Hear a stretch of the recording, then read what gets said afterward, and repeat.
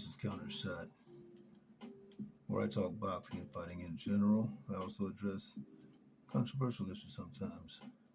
It could end up getting hot, but you're in the house of truth, and the aim is to look at things from a different perspective, not to offend. So, step on in. Let's take a look at what happened the other night on January 7th, this past weekend, on Gervonta Davis's card. It was a big event, and I'm just going to go over briefly how things went. So, of course, the first fight was Andrade and Nicholson, and that one I thought that Andrade might actually win by a stoppage. I thought that he would want to come and show off a little bit since he hasn't really been doing anything for a while. And he did show up. He fought a good fight. He won most of the rounds, and there were knockdowns, moments of excitement. All in all, it was a pretty good fight, but it did go the distance.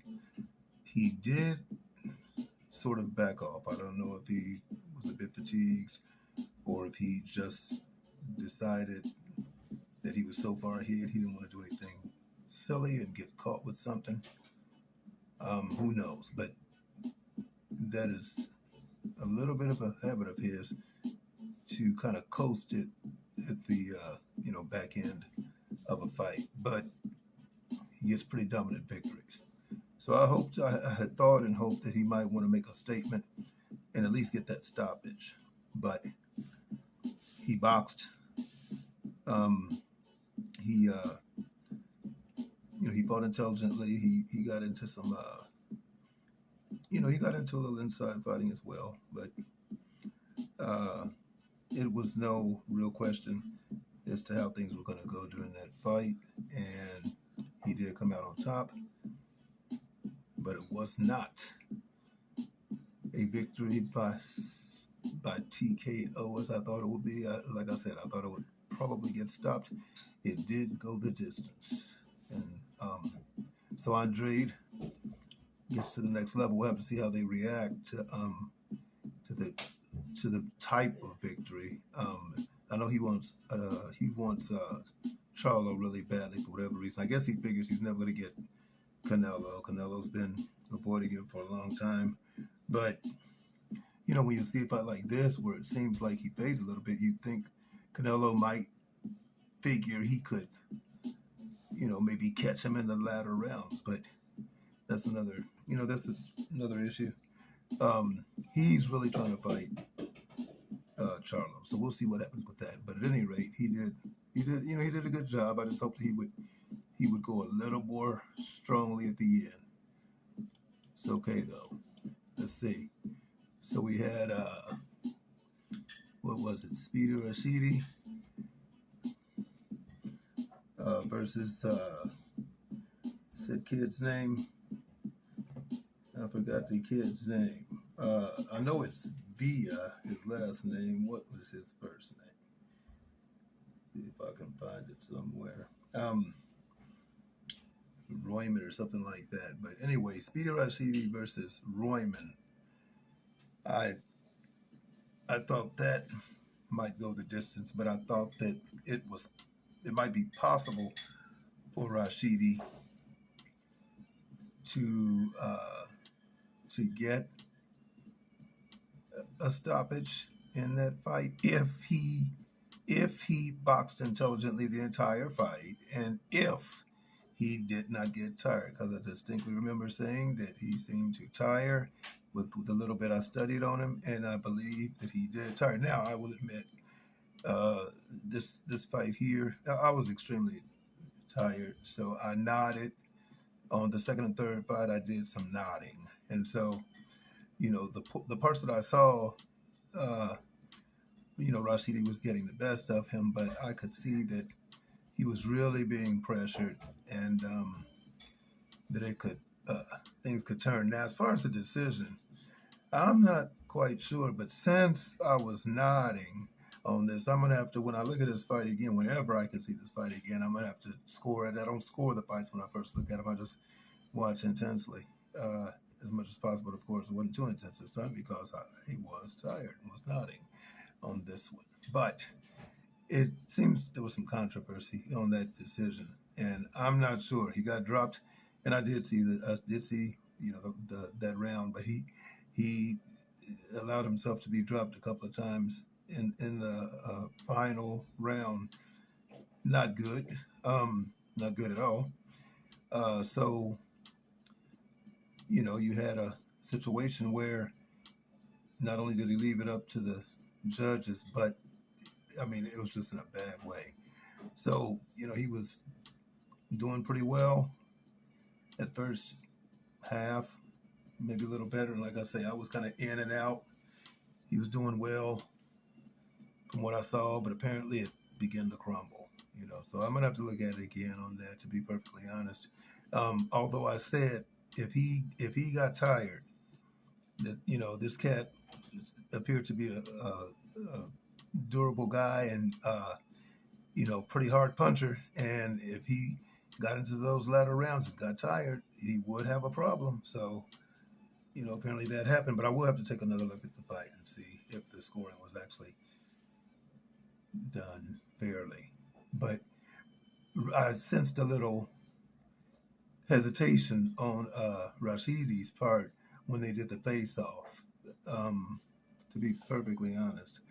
And if you have any doubts at all in situations like that, then you might be in trouble. But the other thing I did see a lot of fouls, from Villa.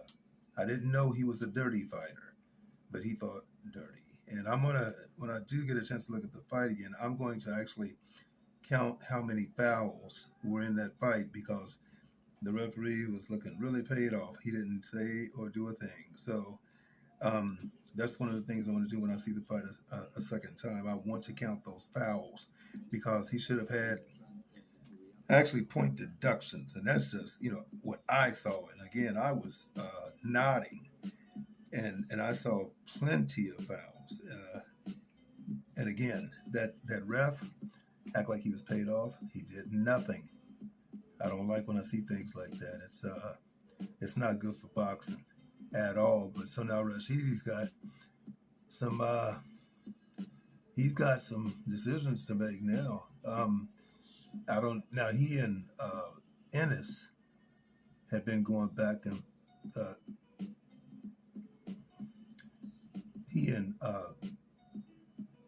Boots, Deron Ennis had been going back and forth before this fight. Right here you can see where they were going back and forth, and in that moment Ennis had told Ellis, you ain't built like that, something of that nature. And to be quite honest, something about Rashidi's eyes, it doesn't seem like he's built like that. But he didn't return Villa's dirty boxing with a little dirty boxing of his own. There's times when when a guy is doing you cold and the ref is not doing anything, you got to take matters in your own hands. So if you're getting elbows, and if you're getting shoved down behind the head and rabbit punches and whatever else gets involved in the fight, sometimes you got to do what you got to do, and you got to make the other guy respect you. It's just all it is to it sometimes, because the ref is not he's not gonna, when he shows that he's not gonna do you any favors, then you got to understand what's going on. And I guess he's experienced enough at this point to understand how dirty it can be. I don't know, but now he I don't know. He'll take a look at this fight, and but he's got things to think about.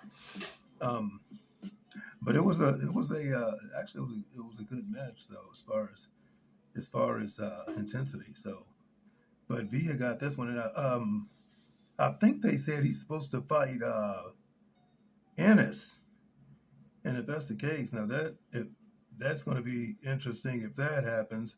Um, but if Ennis gets his act together and fixes some of the problems that he had, which we're about to get into, then I don't know that it's going to be uh, what Villa might be expecting.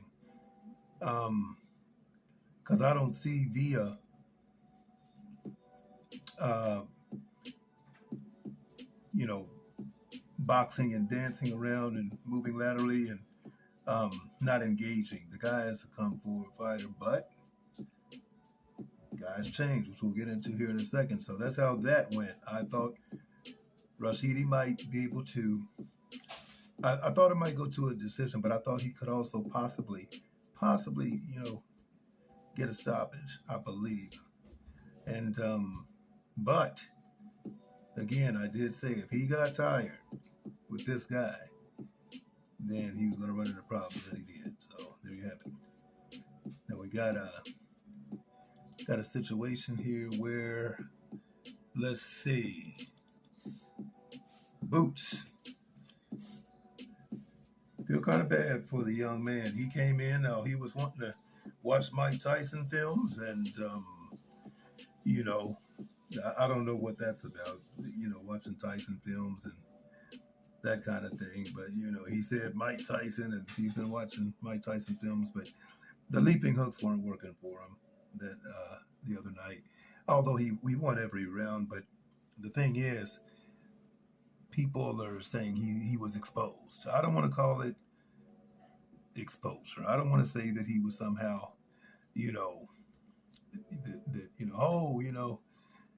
we got you now. I don't want to take that attitude. He's still young. He's still learning, and yeah, I've already stated in the other film that we haven't really seen what he's going to do against more experienced fighters where things are more balanced. I said that. Now I thought he would get the knockout, and I'm gonna tell you why. I thought that he would probably get the knockout because of the film that I did see of what's his face, of the film footage that I saw on what's the guy's name?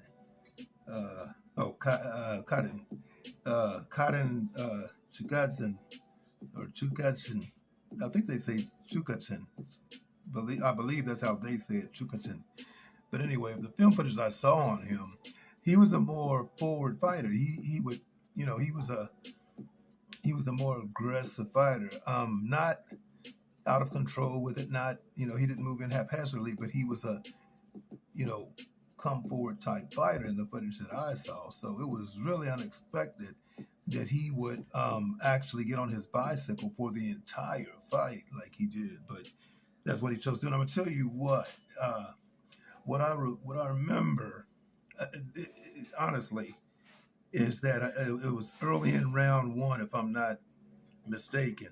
Ennis hit him with a hard jab that slightly buckled him.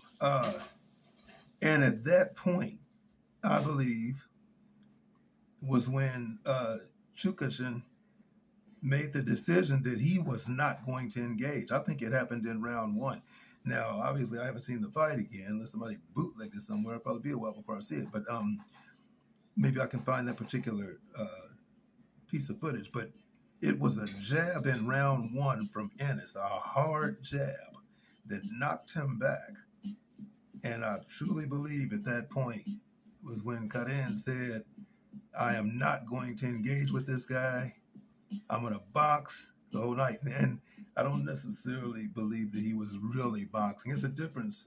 If you're moving laterally and moving around the ring and circling your man, if you're keeping a very, very active jab, and if you can fight moving backwards and things like that, I'm going to say you're boxing. But if you're not doing much of anything while you're on your bicycle, if you're just moving laterally and circling and stand out of the way and not doing much of anything. I don't know. I'm gonna have to look at it again and see how much work he was really doing. But there's no problem with a guy boxing and keeping the range, no problem at all. But you want to be active, and Boots won every round. But Boots, where he was lacking, is obvious. I think anybody could see that he, for whatever reason, hasn't been taught how to properly cut off the ring, which is insane to me.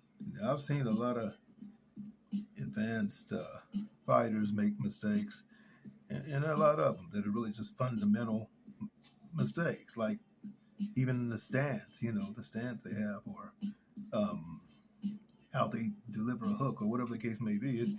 It could be any number of things, but cutting off the ring is another really fundamental thing. And I haven't seen the man fight that much, but apparently nobody's been in there long enough for us to see whether he could cut the ring off or not. So based on what I know about his knockout percentage and what I saw in the footage of Karin, then I was like, he's probably going to run into something and get caught, get knocked out. But he got on his bicycle and he survived, and it just went the distance. And it wasn't a very exciting fight, to be perfectly honest. But at the same time, Boots still did what he had to do, and it was a victory. But it was not what people were expecting by any means. And then, of course, we get to the man, my favorite guy, and the one I know the most about, and that's Davis. Oh, and again, the prediction back there with Ennis, of course, I said I thought that he would knock him out, and I thought that he could get him out of there early. But at the same time, I didn't know if he wanted to try to stretch out the time and use, the event to get more exposure. But I think he got more exposure involuntarily because of the way Kaiden was fighting. So there you have that as far as Ennis. So that one was completely unexpected. I'll be honest. I think nobody anticipated that. Now, as far as the Davis fight, it was a good fight. Big chess match, as most of us knew it would be. Which is, now I got this prediction right on the money, because I said right around 9, and I said I'm staying with 9. If I were forced to make a knockout decision, I would say 9. And because I do know how Davis thinks, and I do know how Davis fights, and I do understand. I understand how his mind works and what he has to do, given his height, speed, reach, different things like that. I know what he has to do. So, fortunately, that was what salvaged my predictions the most, although several of the other fights went in the direction and in the movement patterns I thought they would, but the outcome themselves might not have been the same. But in this one, the outcome was, it wasn't a big deal that I thought he would win. I think everybody figured he would win, but it's just a matter of, when. And a lot of people think that he's going to go in and just take people out early, but you have to be intelligent. And so I said, looking it over and how he would have to break the guy down and how he would have to think it through, I figured about round 9. And of course, they said about 15 seconds into round 9 was when Garcia had made the decision, or his corner, I don't know which one of them made the decision, that he couldn't continue. So it was round 9. Now, Davis was super intelligent as usual, went in with a game plan, followed the plan, felt the guy out. It was interesting because I'm not going to say exactly what I think was going on in the mind of this fighter, because, they don't even tell you what's going on if they're smart, because they're trying to keep their secret. So let's just say that Garcia thought that he had Davis where he wanted Davis, but Davis is too smart and it was Davis who really had Garcia where he wanted him. And in the right time, he took advantage of that. And like I say, I'm not going to get into the ins and outs as to how he did it. I know how he did it. But at the right time and with the right patterns of movement, he was able to do what he had to do. And he hurt him pretty badly. I mean, when a guy says that you can expect a headache, he said, of course he said he had a headache, but when a guy goes blind for a minute, that's a little bit disturbing and concerning. And we hope that Garcia is okay. But he made some statements and about Davis and the gang, and Davis said he was gonna put it on him, and he did. He said he was gonna put a hurt on him, but I didn't think he would temporarily blind the guy. But I hope they did a brain scan and everything, and I hope, of course he was concussed, but I hope there's always permanent, concussions give you permanent damage, however slight or however great it may be, you still come out with some permanent damage there, really. But I just hope that there's, no super serious thing going on with Garcia. Just shows how powerful Davis really is. But no, he fought a very intelligent fight. He was very patient, and it went the way it went. And what can you say? So next thing he's looking for, of course, is Ryan Garcia. We'll see if that actually happens, or if Garcia decides to bail again. I think Garcia is going to take this fight this time. And the reason I think he's going to take it is because he's back with Joe Goossen. Joe Goossen's a pretty smart dude. He's pretty savvy. Goossen is really logical and straightforward about his approach.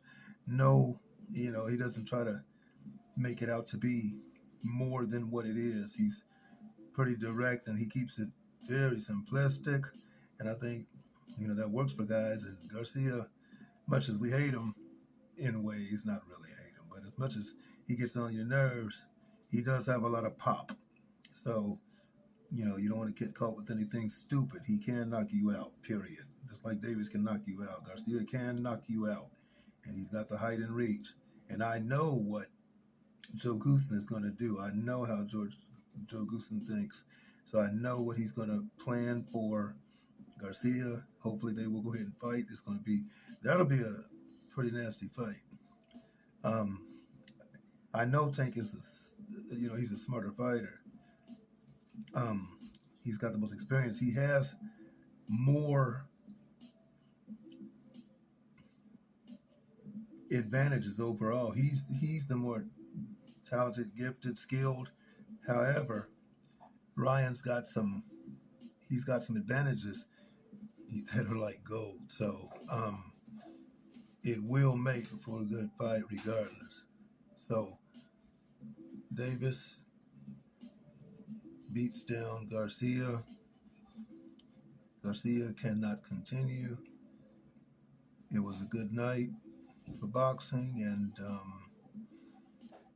hopefully this year we'll see a lot more good fights. And that's it. That's all I've got on this. You guys, peace, love. Catch you on the next one.